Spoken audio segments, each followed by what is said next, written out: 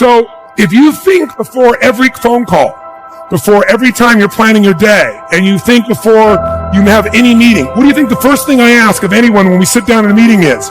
Okay, what are your outcomes? What are the outcomes for this meeting? First thing I want to know, because if I know the outcomes, guess what? A lot of meetings, they're done pretty quick. So I know the outcome. You don't have to go through all the activities to sell me on it. Just, that's your outcome? How do you want to do it? Sounds good to me. Rock. That's how you make a meeting productive. I know a meeting's productive not by the hours or time. Sometimes it takes longer to the outcome than you want, but I'm going to get the outcome. That's, by the way, what you see with me on stage. That's why my times vary. It's based on an outcome. I'm going to get that outcome. I don't give a damn whether it's the right time or not. I want to do it that time, but I must deliver the outcome. This fire you're feeling, this pressure you're feeling, this frustration you're feeling, this is what is going to make you into the weapon that you are going to become, that will then build the life that you are out to build. What's my life going to look like if I don't do this? What's my outcome going to be if I don't do this? Am I going to be less than what I could be if I don't do this? These are the things that a winner's dialogue sounds like, all right? Loser dialogue sounds like, man, I don't know, man.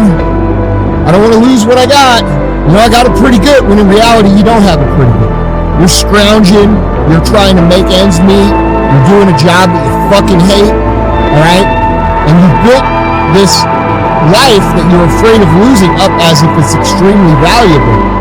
I'm going to get that. And by the way, how many like to have your company focused on outcomes, results, and not activities? Say I. People say all the time, well, did you get that done? Well, I left them an email.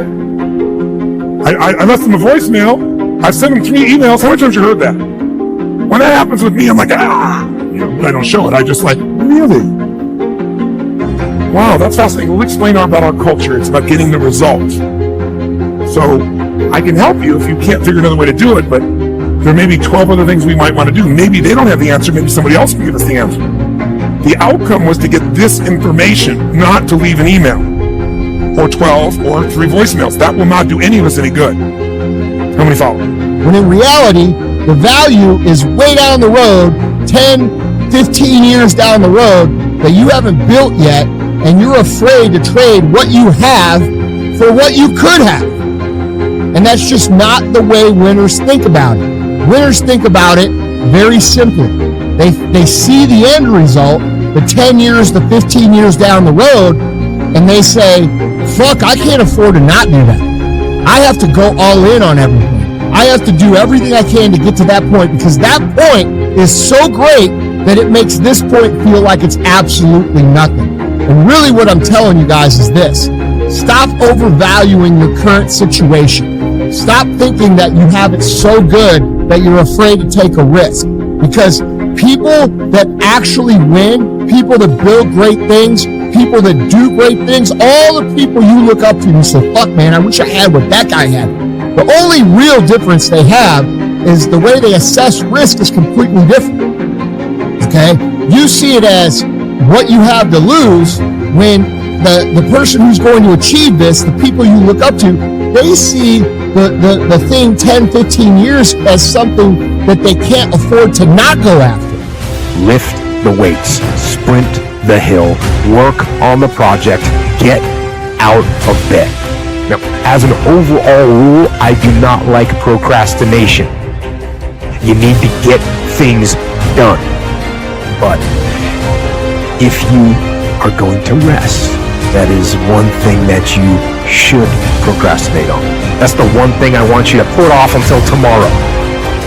And if, when tomorrow comes, you still feel like you need to rest or you need to take a break, then okay. But the chances are you won't. You won't need that rest. Chances are you will realize that the desire to rest was just weakness. It was just the desire to take the path of least resistance, the downhill path, the easy path. A guy asked me about 2 months ago, he said, E.T., if there's one mistake you've made, what's that one mistake you made? I said, I'm gonna be honest with you. My values are not in alignment with my dreams. He said, E.T., what do you mean by that? I said, I want to tell you a story. I got a good friend of mine he came to me and said, Eric, my marriage is not where my marriage needs to be. I need to make some adjustments. I see you and your wife. I see how much time you spend with your wife, how much time you spend with your children, and I want that. You buy your wife roses regularly. You're always taking her out to eat. Like, I'm watching you. You spoil her. E.T., what can I do? And so I told him what to do, and guess what he started doing, God? He started doing the exact same thing I started doing. And he said, Eric, it's not working. Like, I'm doing exactly what you're doing, but it's not working. He said, why isn't it working? I said, you know why it's not working? Because your values and your dream, you say you want a better marriage. But I told you need to iron your wife's clothes. You know what he told me? Afterwards, he said, I'm gonna be honest with you, Eric. I know you told me to iron, you told me to wash, you told me to cook, but where I come from, he said, I'm gonna be honest, Eric, when I do that, I feel like a punk. And I said, that's why you're having a hard time doing it. Because your value system says a man is not supposed to iron. A man is not supposed to cook. A man is not supposed to wash dishes. That's what your value system says. So you're doing one thing, but you're going against your own value system. And by simply going through the motions, you overcame that path. And you stayed on the righteous path, the disciplined path. You stayed on the war path, which is right where you know that you belong. I keep getting asked this type of question: how do I get discipline, or how do I want discipline, or how do I maintain discipline? And the answer, it's a simple answer, but obviously it's not easy. And there's all kinds of little tricks and methods that people talk about, and they have some merit. Maybe they do work, these things, do the little things people say, and wake up early. I say that, and write things down, and take cold showers, and tell everyone what you're going to do. So broadcast it, and make promises, or make bets with your friends of something that you don't want to lose. The reason why I'm having such an easy time washing clothes and cooking and ironing, you know why? Because nothing is as important to me as my marriage. And I would rather be happy. Than to say I ain't no punk. Make me a punk. I want to be a punk.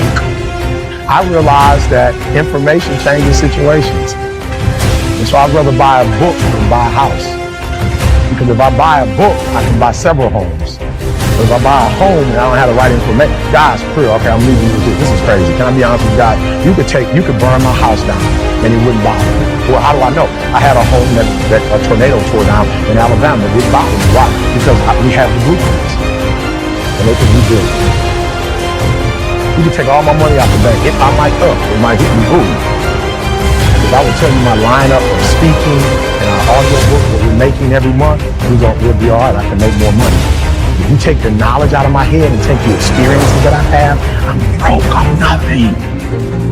And those things, those ideas, they're cool. I'm sure they're going to have some impact. And if they work for you, that's awesome. But the fact of the matter is that the reason discipline is hard to maintain is because it is hard to maintain. That's what makes discipline hard. It's hard. And if you hear me claim that discipline is easy for me, then straight up, that's just my ego talking. That's what that is. Because I'm, unfortunately, just as human as everyone else. And it is work to maintain the discipline. That's what it is. Work. Holding the line.